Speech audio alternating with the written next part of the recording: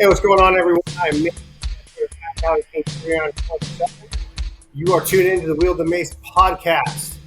Today, we're going to talk about something that I normally don't talk about, and in my beginning IDP days, would have never mentioned to you, Devy. Teach Me Devy, actually. It's part of a mini-series I'm doing where I have friends of mine in the space that know a lot more about Devy than I do, kind of put me and you, the viewer, on game on what's going on here. Today's lesson, scouting. Not just rankings or stats, but actually breaking down film, watching it, looking at traits, learning what really matters when you're evaluating those college players, and how that translates to Devy and then eventually actually NFL fantasy football. I brought someone in that does this as well as anyone else in the game. He's got backstage passes to college. He's with CFB Nation. Nino, my friend, my brother from another mother. What's up, bro? How we doing, buddy? It's been a while. I'm excited. Yeah, too long for sure, dude. So I just want to kind of, I don't know, what have you been up to? What have you been doing? Preseason planning?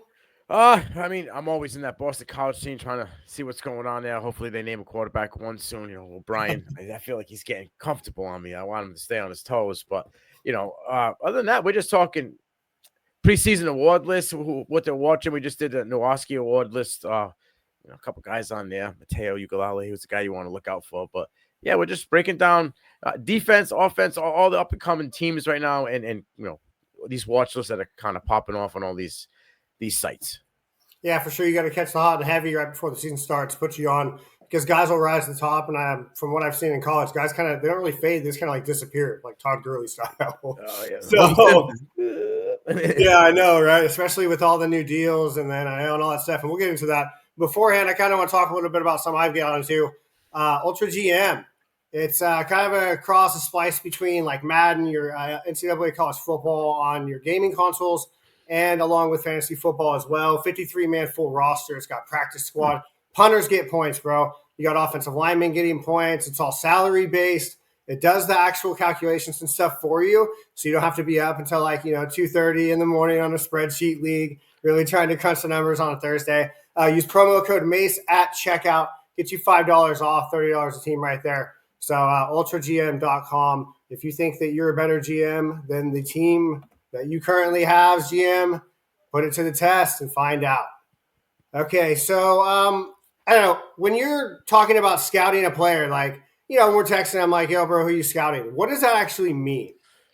Oh, wow. That's a very wide question. Right, generalized broad. I know. Yeah, most people, when they hear scouting, they think that you can go to YouTube, click on some highlights, and that's scouting, right? I mean, and I guess in a subtle way that is, but you're really only getting the wins or whatever, the wow moments. You're not seeing when he wasn't, involved in the play and what that guy did. So, I maybe some people aren't familiar with it, but I know you are. This all 22 is what people talk about. This is what, most guys that are scouting, they go to. That's, all angles, all both sides of the ball. You're getting to see all plays and what the guy was doing when he wasn't involved. Where did he line up? What did he do? Where did he go? With the hole open, A gap, B gap. What was he doing? Was he free safety? Was he watching the quarterback? Was he just spying? All those things. And that's more of, hey, that guy ran a 9 route, and went up for a 50-50 ball. He might be a good guy. I'm riding that train. He's a wide receiver in the top 10 because he can, go deep on somebody on a broken play. Because that's what you're seeing in the highlights. You're not really seeing, hey, did he smoke this guy at the line of scrimmage? Did he beat the coverage? You know what I mean? Like, did he win his route? You don't see. They really just show you the top of the play when he caught the ball, right? Most of those highlights is what you see there. But yeah, it's going in it. For me, it's not the highlight. It's the beforehand. You know what I mean? And a lot of the time, it's a lot of athleticism the guys have. What they do there. So it's kind of everything on the field outside of the highlight is what I think about as scouting. You know what I mean? Like, is he a guy calling out plays? Is this a guy that's, checking people, even if he's not the Mike linebacker? Is he like, hey, I got, an end being like, hey, shuffle. He's calling something.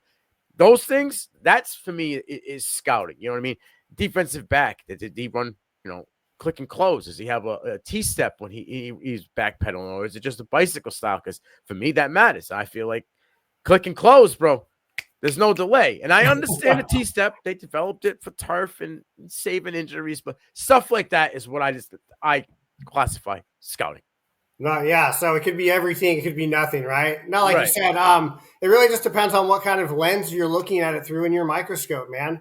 Kind of how I started, I guess. You start looking up clips and then you start realizing, oh, these guys are really good, right? But then it's just their highlight tape. So you start to look at the losses, how they react, coaching, how they finish schematically, time on the field. But then once it gets to the pros, all of that, but also none of that matters. It all now depends on exactly how they're going to be used in that scheme and how they get along and all the background stuff that we don't know about and all the medicals and all these things. One thing I kind of always go to is like a Jalen Hyatt for the Giants now. When you looked at his highlight tape, like, Dynasty Twitter is loving this guy in the second, third round. And all of his highlights are that one game against Alabama, which Alabama had a pretty stout defense that year. But it was on their third string safety. Well, not third string, I guess their third safety in rotation. And he was just getting caught out of position the entire play. So it was the offensive coordinator mixed with high speed. So you start. I agree 100% there with Hyatt. But it's scheme too. Like that, yes. That fear and shoot. I mean, and even Hendon Hooker would say, there you go too. Yeah. There was, I'm designed to go to the first read. If the first read's open, I'm going to that read. And it's made to be that, wide receiver QB friendly offense. He was just happened to be the product of a lot of quote unquote broken plays, right? Like, yeah. I made one move and the second, third guy didn't really understand what he was doing, and bang, now I got 10 touchdowns, and you go to the underwear Olympics after that, and that's the end. Hey, that's where a lot of guys make their runnings, man. You're Christian Watson, So how do you even begin with Devy, man? Because I'm in an IDP Devy league, and then I have one offensive Devy league as well that I just joined.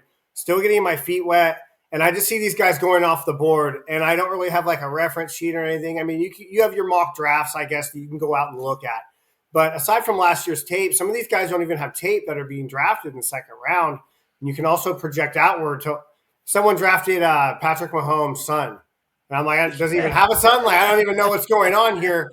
So like, how do you like, what are some advice you'd give to a brand new Devy guy that's like looking to get their feet wet and try to figure out and make sense of where to set their Devy picks at, or what direction to go?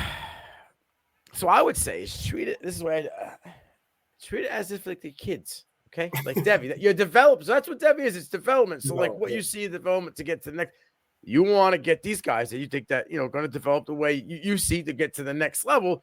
So for me, it's like when they get to, the NFL draft, me and KT at CFB Nation, we always say, we're all done. They've graduated. You're adults. You're on to the next one. Now I got a new batch of kids to deal with, like a teacher pretty much. So that's how I feel. But like go into it. Don't go down the rabbit hole.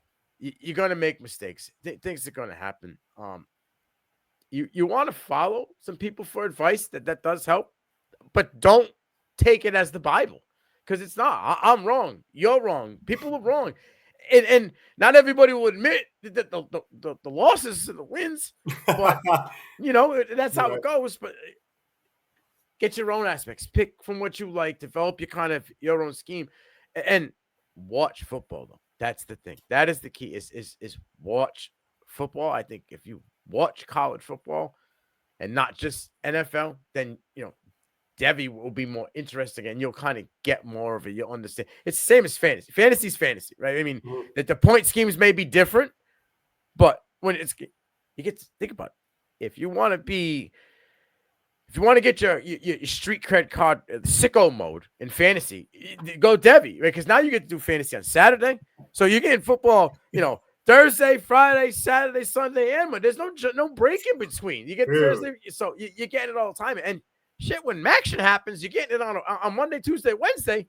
It's always fantasy football. But yeah, go into it knowing you're not going to get it all. You're not going to eat all of the bowl, all of the serving at the table at once. It's going to take time. There's going to be growing pains, but you have to develop your own, who you like, what guys you like, the style that you like, and what you think is going to happen. Because again, it's your thought process on who you think makes it to the next level, right? The development of who it could be.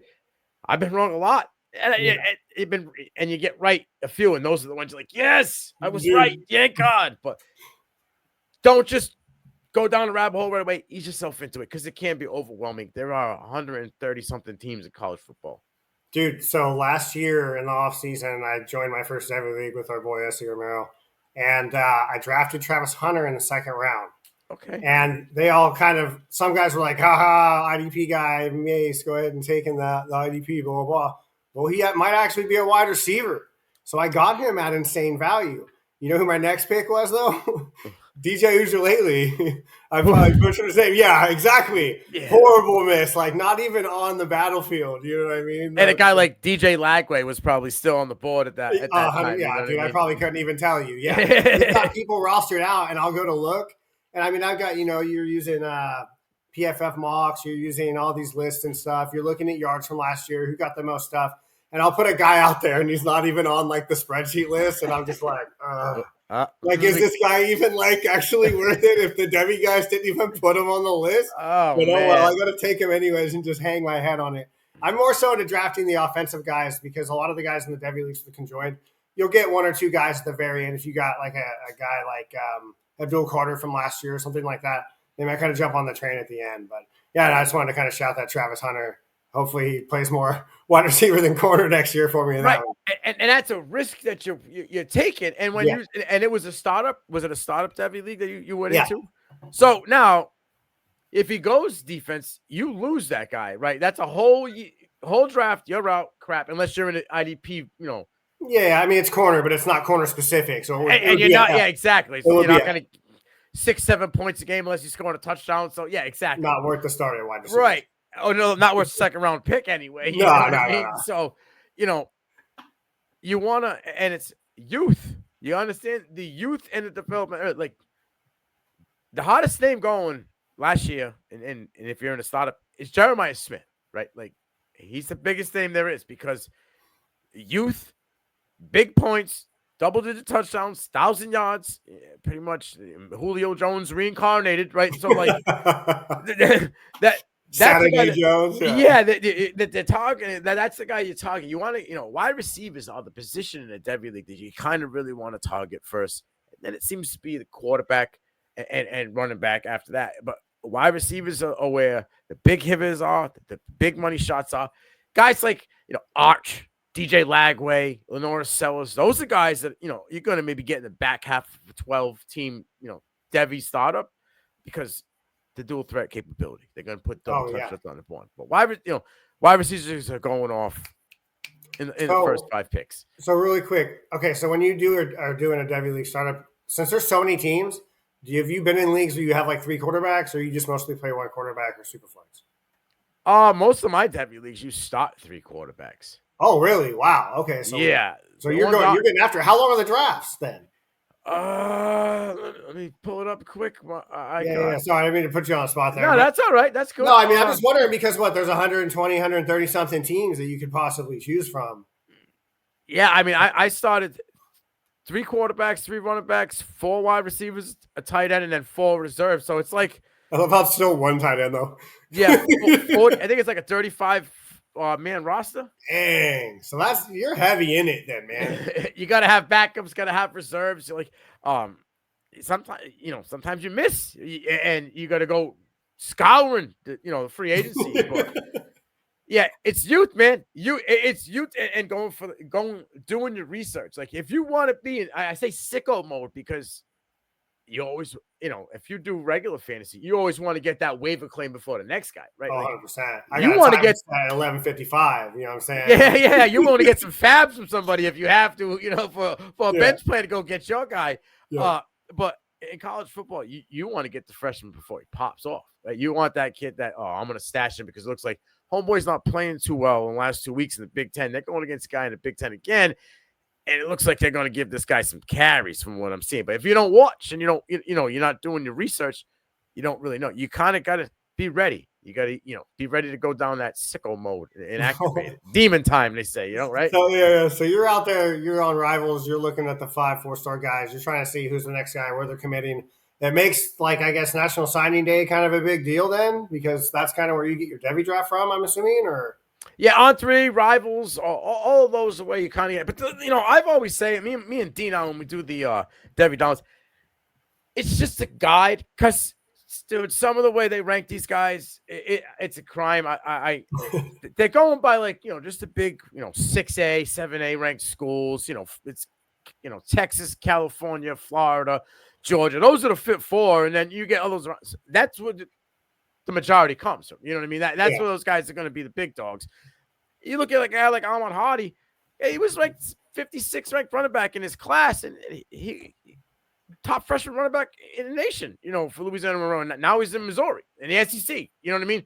Somebody missed, right? Like, you know what I'm saying? So, and then you see guys that are in the top 5 and they don't even, like, by the time they get out of college, they're not even a top 25 running back in that class. So you take it as a guide, but that's where I'm going, is for those, most of the time it's those sites. Yeah, no, for sure. What do you think kind of league is the best for a beginner? Have you ever been in like a beginner's Devy league, or is every kind of league? I mean, I guess it's all kind of generalized towards who your social circle is and who you join the league with. But, well, I guess what kind of format or settings would you recommend? Simple. The simple 1 QB, traditional setup, 1 QB, 2 running backs, 2 wide receiver, tight end. I would recommend an overall team defense, because if you have that twitch in the back of your brain where you might like defensive fantasy, IDP, that's the opening gate to it. Is team defense, and you go from there. But that's what I would say. Start out with your traditional. I think it's 2, 1, 3, 5, 6, 7 or 8 man starting roster. And I think doesn't get overwhelming. You don't have to do as much research. You still want to be on top of your game, or that's why you even joined fantasy. Right.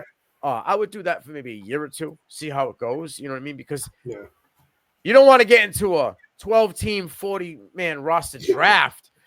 Year 1, you might be like, hey, after week 3, when you get blown out because you don't really know what you're doing, all of a sudden we got an orphan. You know what I'm saying? So, and can I say, don't quit.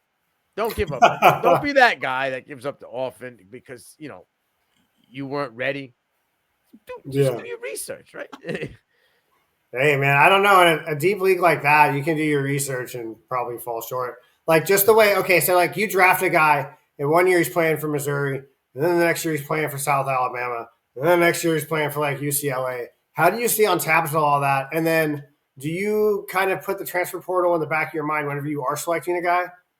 Let's say, I don't know, because in a Devy draft on the startup, you can draft seniors, juniors, sophomores, freshmen, right?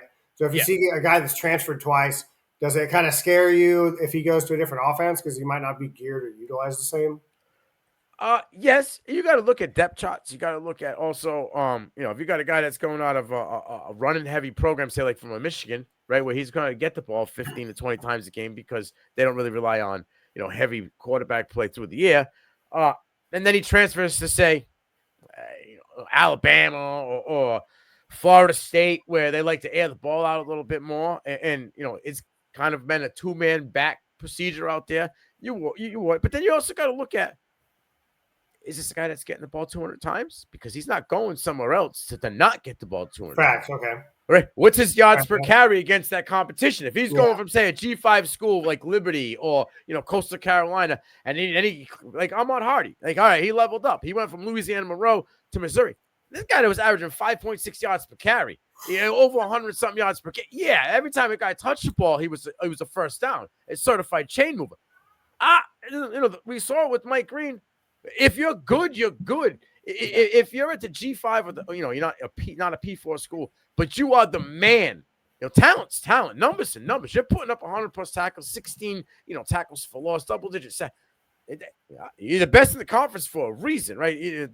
That shows. So the translation matters, but it also matters to where it's going. Once they show you a little bit, if someone's showing you who they are, do take it. They're giving you who they are. You run with that. You know what I mean?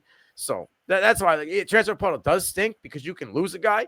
You can get a guy that was on a G5 team that was dominating and then thought he was him, right? And levels up. Now he's RB3. And you're benching that guy, maybe even dropping that guy and searching the free agent list for another one. But you got 136 teams, you know what I'm saying, to go through. And most people have, 3-4 on the depth chart at every position. So you just never know. Does it feel weird having, I don't know, guys in different conferences or what have you on your team? Like, you got a Coastal Carolina guy as your quarterback. You got an Alabama running back. You got a Florida wide receiver. Like, how surreal is that? Because you're probably sitting there and, I don't know, like, I'll go on RLads during the draft when I'm trying to look for that wide receiver 2, wide receiver 3, or running back 2, 3 on the back end. And I'm out there dumpster diving in rosters, man. I'm searching, looking. Like, you've got so many options. You're like, wait, was this guy taken? I don't know what's going on. Like, how do you sort through that on top of still being able to draft guys in high school? It's tough. It becomes almost like second nature, right? Like it's in the back of your head. Like, oh, I remember this guy. Like, I'll be like, we'll be talking, and doing stuff, and I'll be like, oh yeah, he got transferred. This guy, he transferred. Oh, he's not at that school no more. You know what I mean? It just you see it and it clicks in the back of your head. But like, it's a conundrum. It never ends. Yeah. I think they need to fix that. I think we will see soon. But when it comes to Devy, like stuff like that, and you get 3 games, 3 different time stamps. You're getting that first early morning game. You know what I mean? It's all over the country. Then you get that noon game, that 3 o'clock game, and then you get that late window, and sometimes that West Coast late window. But you got to in Devy, you really got to look at matchups. I mean, you really got to look at travel. Like I know we talk NFL, you talk about all that, but like you look at the ACC, they took on 3 teams that are out the West Coast. BC, Clemson, maybe they had to travel to SMU, to Cal. I mean, you're going cross country. Yeah. They never did that stuff. Now you're out there. So that a lot of that stuff you have to take into effect when you're looking at your lineup and when you're drafting. Oh, all right. Are there going to be games when my man, a lot of these guys are on the road for 3-4 games in a row. West Coast out. Do I really want to take that against? So when you're drafting, schedule kind of want to, it's something you want to look at as well, because it does matter, especially.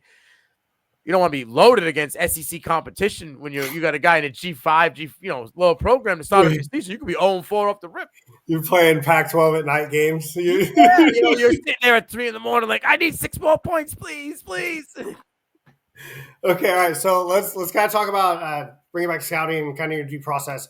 Who are some guys that you nailed early, and then maybe some other guys who you thought you had nailed early just because of production, and then they kind of fell off and kind of taught you a little lesson? I'll stay with a local guy because I've been doing BC for a little bit. Zayfly was a guy I said was going to be a dude. People ripped on him for the Shrine Bowl. Too small.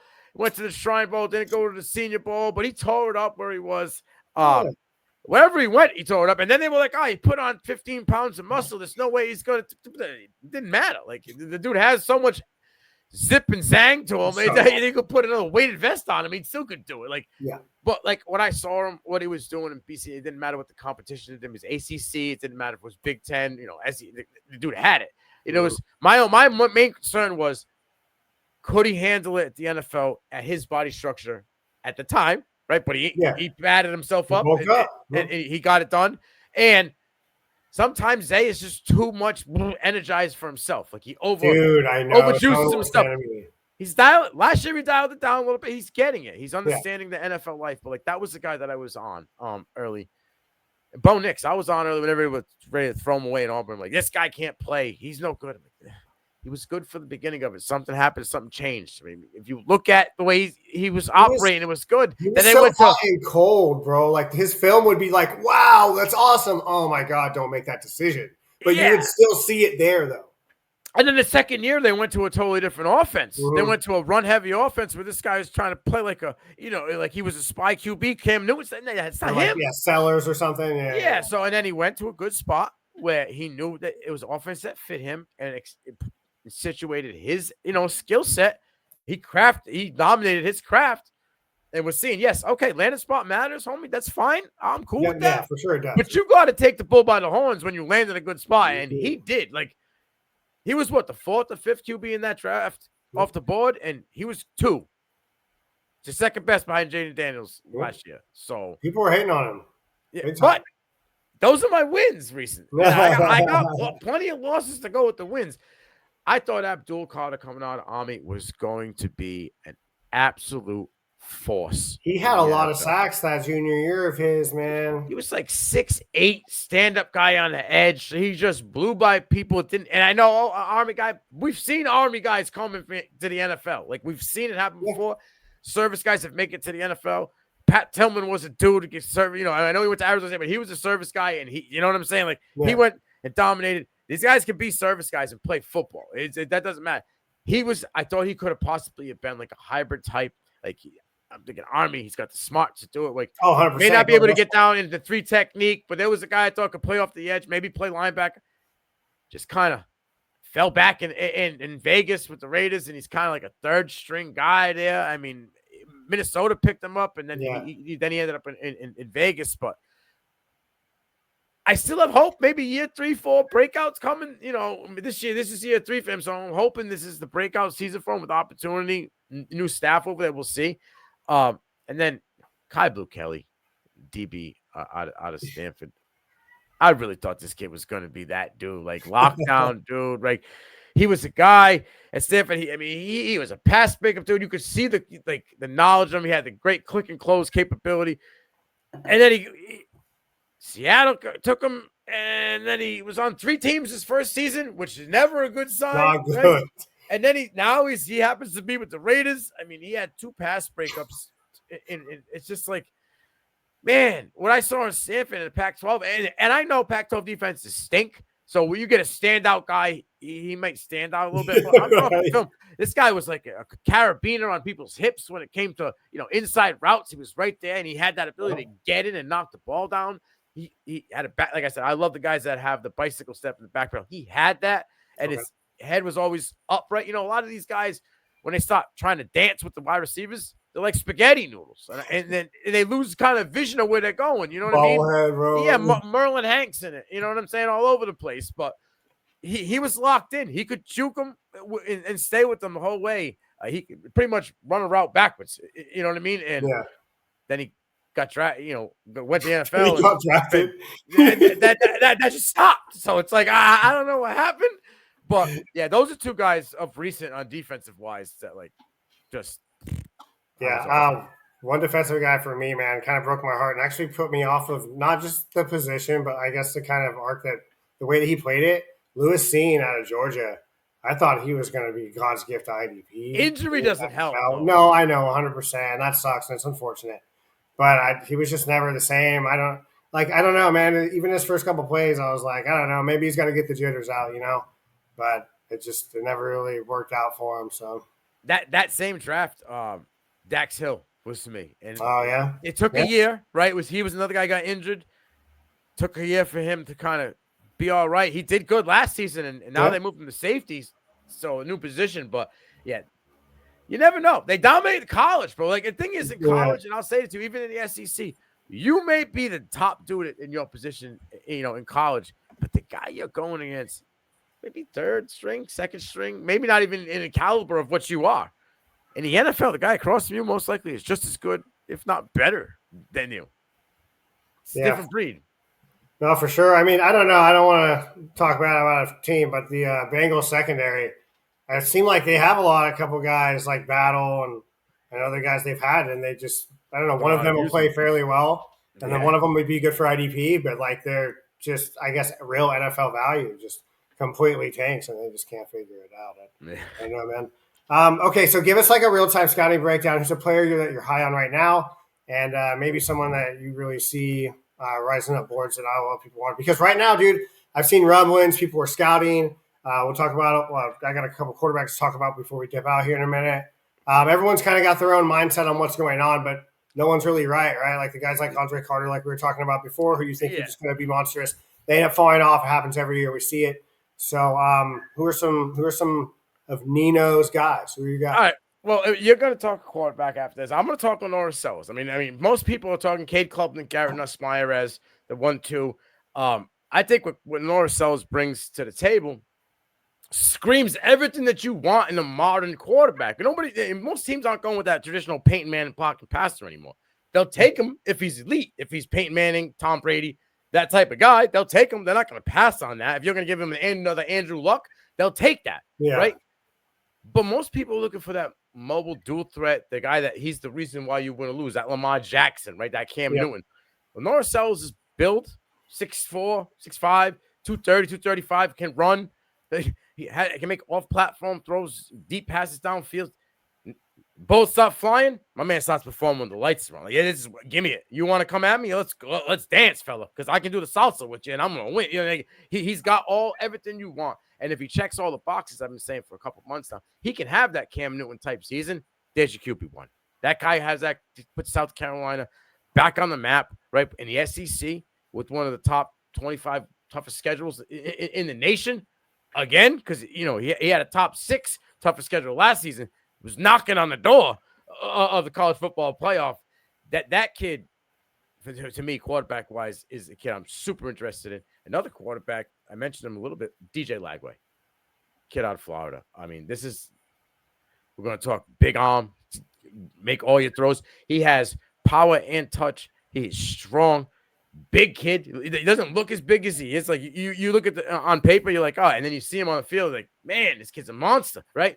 But as a freshman, stepped as a Graham Mertz, hold my beer, but you ain't getting it done. I got this. Came in and was the reason why Billy Napier kind of still has a job, because he was turned the season around for them. Like they were out, like they were done. This came in inside of cooking.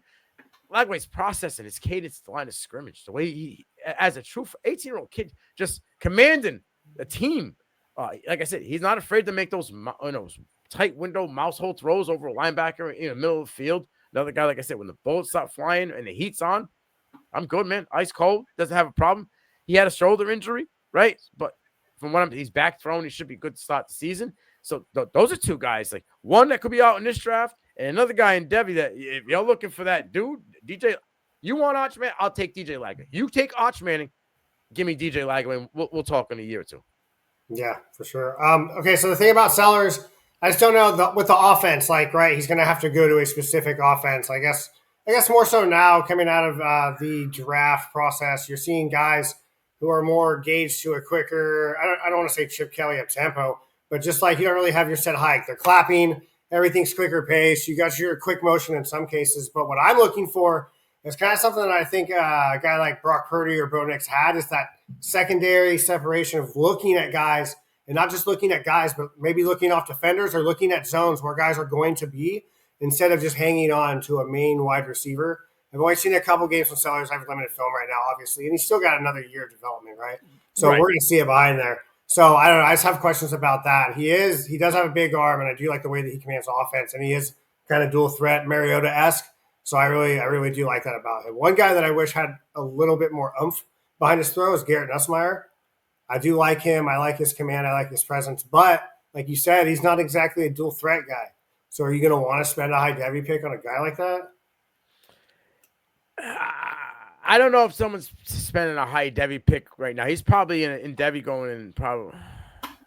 Would you put him like a Matt Stafford, I guess, in like real NFL, or like in terms of area, like 15, top 15? Yeah, I would give him Matt Stafford would be a good comp to a Garrett Nussmeier. See, the Garrett Nussmeier, the problem is for him is I think he has the arm. He can make them deep throws. It's strong enough. My problem with Garrett Nussmeier is, again, he's another one of these guys where when the lanes start getting clogged up and these dudes are coming at your throat, the errant throws, the quick one reads. I'm not going down read 2, read 3. I'm not moving out of the pocket to slide to see if I can hit my tight end as he came off a block. You're already like, I got to go throw the ball away. That's when corners get hungry, right? And that was last year. Well, first year being that guy. But I will say, LSU paid that kid to stay at LSU behind Jaden Daniels for a reason. Yeah. The first year, kind of going into it, as he, there was a few games in the SEC down the stretch where, again, what you were saying is right. But then you started to see some, oh, man, wow, he got that. The wide receiver calls boasted up this year. They got two transfers coming in. Caden Thurman as a running back is absolutely electric. So I think if him and Sellers can take a step, Cade Klubnik better be ready for the pressure, because right now he checks all the boxes, right? Like he can give you 400 or 500 yards on the ground if you need it with Klubnik, right? He took that step last year. We've seen it. Like, all right, he's looking off defenders. He's throwing wide receivers open, right? It doesn't matter if it's the perimeter, the hash, the boundary. He's spreading the ball around. Everything you wanted, we saw in Klubnik last year. That's why he's, I would assume by everybody, certified QB1 going into it, right? I see that. But yeah, like I'm with it. And there's a couple other guys that people might be into, but I think in that group right there, I like it. John Mateer is another guy. I was just about to shout, dude. I watch him and I'm like, Manziel-esque. This guy's running around almost like Kyler Murray, the chicken with his head cut off. But then when you count him out, makes the play. Yeah, big. Yeah, he's not short of little or nothing. But yeah, man, it's either everything or nothing. He's not really a pocket passer. He can be. He can make those two reads. But dude, he's so good with his escapability, his footwork, getting out of space. His throwing motion's kind of unorthodox. I don't know if you get him to an NFL room, they're going to try to mess that up or try to figure that out. But man, he's going to a new offense too, though. And where's he going? Oklahoma? Oklahoma with the same offensive coordinator, Ben Arbuckle. Oh, is it? Okay. That's why he's there. He's there because they bring in Jaden Ott to go with him as a top tier running back in this class. Brett Venables, the head coach, he's geared in defense, so now he ain't got to worry about anything on the offensive side now. Arbuckle's got that controlled. Bro, Material's a Jalen Hurts type dude, but he's lifting with the offensive lineman and defensive lineman. This dude is jacked for a quarterback. You say man's that last guess, but without the drama. Without the craziness upstairs, right? Like, that man's not going to be going out till 3-4 in the morning, party and dancing it up and going to the games the next day. He's going to hit full potential. This guy he went to Oklahoma to show that he can do it. He pulled a Cam Ward. This is what he did. I went from Pac-12 to a P4 school. I'm going to ball the heck out, and I'm going to be, a top 4 quarterback. This kid has 80% of a season that he had in Washington State. He's going to be in New York for the Heisman talk. Yep. And if you're in New York for the Heisman talk, you best believe you're going to be in a possible first-round draft pick. Oh, yeah, for sure. At least in talks first and by, beginning of 2. Last guy, Drew Allar. Drew Allar. I've been on the Drew Allar train for a while, but I'm kind of waiting for my ticket to get punched. Is it the offense? He's inconsistent, but he's so big, like Culpepper or someone like that, dude. But, I don't really know if they even use him. They use him more like a gadget quarterback. I feel like a quarterback. He shows me everything I want to see, right? Because here's the thing, and this is something I've been on for a while. Everybody said this graphic came up, and I wish I had framed it and saved it. Everybody told me that J.J. McCarthy was a first-round NFL draft pick and that Drew Allar was trash. But their stats were identical, if not better, that same season. Last year, took a leap with a wide receiver room that was right? Yeah. Well, you're looking at 2 of the best running backs in the country and a big offensive line you're going to have every year and a defense that's going to make you only have to score 70 points. He makes the throws you want to see. He's not afraid. Like, he sits in the pocket. He can command offense. My issue with Drew Allar and why I say I'm waiting for my ticket to get punched, every single time the big game comes up, he can't close. He cannot close. And you wouldn't know that, though, if you were just looking at the stat sheet. If you look at a box score, he threw for 283 yards, 3 touchdowns against Oregon. Yeah, 2 picks. The last pick was with 30 seconds left to go. Closed out the game. Lights out. You want to be that dude? You want to be Himothy? You don't do that stuff. You ain't throwing game-saving picks to end it, right? USC, 200-something yards, 2 touchdowns, 2 picks. A game where they were favored heavily. Should have never been in a game that be a shootout in the 4th quarter. Games like that, stuff like that, that stuff, when I come to scouting, when you're looking at these top quarterbacks, can he close? Does he have that ice-cold water in his veins? Does he have amnesia? Ooh, that first pick. Is that safety going to be in that same spot when we happen to run to that corner again? Where is he? Well, yeah, I'm looking for 5. Where's 5? Next thing you know, you got blindsided by Abdul. By 55? Yeah, you know what I'm saying? So it's like that stuff matters to me in the scouting department. You know what I mean? And with Drew Allar, if he can figure out how to close the big game, then I think he can give these guys an absolute run for his money. But everything I wanted about him coming out of high school, being that 4 or 5-star kid, I'm like, he's showing us a little bit. Oh, look at that throw. Oh, that was a bucket throw. That was a dime across the middle. A guy who made an in route. Boom, you hit him in stride, right? And then you're like, bro, where was that one going to? Like, there was no pressure. What happened? You know what I mean? So it's stuff like that with him that kind of scares me. Yeah. I need to see him just. I said it before on another podcast. I think it's not the talent. I think he listens to the outside voices too much. I feel like this dude's tuned into like the socialites, and when he's hearing, he's going against the secondary. Last time he faced this team, he couldn't. I feel like that's in his head.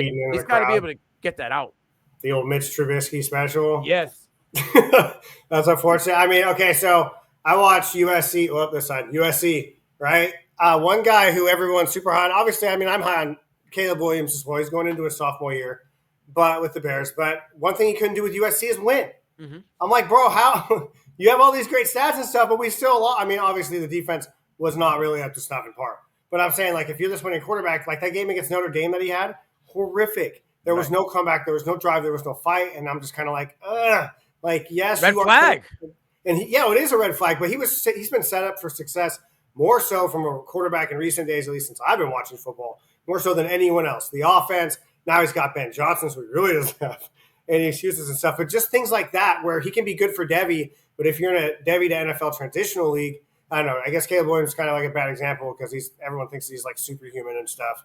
No, but hey, it's not a bad example because if you got Caleb Williams in a Devy draft, let's go back to the future, right? If you got Caleb Williams when he went to Oklahoma, right? You had him then in a Devy, and you were like, "This is my guy." And then he transfers in the middle of the night when Lincoln Riley leaves to go to USC for all the housing and money in the world, right? Caleb went there. Year one at USC, Heisman. You were like, "Oh, I hit the lottery. That was the guy." Then he regressed. And now you're not knowing what to do in Devy. Do I trade him? Do I take the hit on the asset? Do I hope that he, goes to a good landing spot?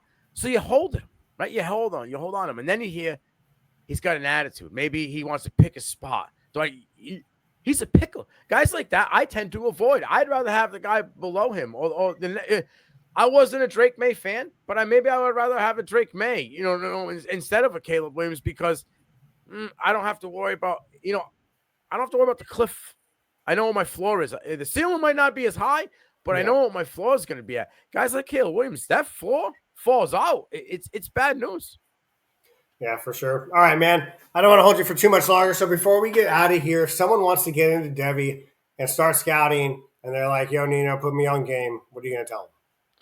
I'm going to tell them, stay away from the highlights like I started with earlier. I'm going to tell them, watch games. If you can go to a game, like if your local high school, whatever, has a game, college, you know what I mean? Like say whatever. I mean, you live in North Dakota. The Bisons are playing, man. You can get a ticket for $10. Go out there and watch it because, yes, you may draft a guy, but now you're starting to see different styles of football, and you're getting to see it from a live perspective, which is also going to help you in this development. Because if you're going down this route to begin with, you're already part of that 6-7% of the sickos, right? Because baby, you're trying to get like a Devy is developmental. You want to see how these guys are going to develop, and if your process on how you think fantasy works is right. So go see if you're right. Go watch more games. Watch college football. That's the biggest thing is watch college football. Don't just draft by the biggest name or by someone else's rankings because then you can't be mad at anything, right, Mase? Yeah. At that point, it's all on you. Egg on your face. But that's my biggest thing. And then when you see stuff that you like, write it down. Don't disregard it. Have a little notebook or a little, something on your. Yeah, we know we talking notebooks. Yeah, write it down. And then those are things that you'll start second nature after a while. You'd be like, okay, he's a handsy guy. He's a handsy DB. When guys break in, he kind of slows them down. Oh, if he falls behind, he's hand checking. He's going to get caught. Those are things that you're going to want to know. Wide receiver. Again, I talked about bobbleheading. When he's moving in the middle of the field and stutter stepping, he's like a wet noodle. They can tell the tells are good. His hips, you know what I mean? They're loose. So you can tell where he's good. Those are things you want to see. Does he open his foot? Does he not open his foot? But you're never going to see that if you're not watching actual game film. If you're just watching NFL and you just kind of, whatever the other guys' rankings are, going off that. Right? I mean, when you watch IDP, you open up like this much of your TV screen. When you watch offense, you're looking at like, this much right here, right? So when you get out there to an actual field, you have the whole thing. You can kind of see what everyone's doing. You see the schematics. You see actually the chess game. You feel it. You feel the momentum swings. And that's where really, like you were saying, where you can get a true sense of a mantle of a player. Do they rise to the occasion? Regardless if it's 6-3. It doesn't matter. It could be 2 minutes left. They're on the 98-yard line. You got, Baker Mayfield in the pros with his career on the line, drives down the field with a brand new offense, guys he doesn't even know, scores a game-winning touchdown, saves his career. Next year, gets a freaking huge contract, man. Like, can a guy like Chase Brown, who goes to the Senior Bowl and balls out and pass pro at the Senior Bowl, makes a name for himself. Like, oh, this dude pass pro. That's crazy. Right? Yeah. And that's the thing with running backs. You want a 3-down back? Can he protect? Can he save his quarterback? Can he be on the field when a linebacker comes out of the A gap ready to eat his face? Can he do that? Yeah, you can. Or does he miss the blocking? Now your quarterback's out for 3 weeks and you're hurting. So guys like that make a name for himself, and all of a sudden now teams are looking at him that they weren't looking at him before. Yeah. Well, you want to go ahead and plug your socials before we head out here, brother? You can, check me out at on X at __Nino Brown __, and then everything The CFB Nation, that's the same thing on all platforms, whether it's X, YouTube, Instagram, TikTok, the whole scabil, whatever one it is, that's what it is. We are the CFB Nation. If you are sicko mode, we have rankings that we go through. I'm still in the process of getting to my top tier true QB rankings. It's my process I do for quarterbacks. It's going to be out hopefully this year. It'll be 3 seasons worth of information about where I rank my guys. So. Yeah, Devy, super deep, developmental, like you said. Don't be hating on us just for hitting the brush quarterbacks. I'm still new at this, so if you're gonna blame anyone, blame me. Nino, bro, always a pleasure, and that's a wrap for this class and session from Nino Brown on scouting and Devy and intro. Hit up Nino if you have any questions. Hit me up. Join us on this journey. I'll probably be back next week with another fine guest, fine friend of mine. Just want to thank you guys so much for tuning in on Spotify, on YouTube, iHeartRadio, all that stuff. This has been the Wield the Mace podcast. We'll see you guys next time.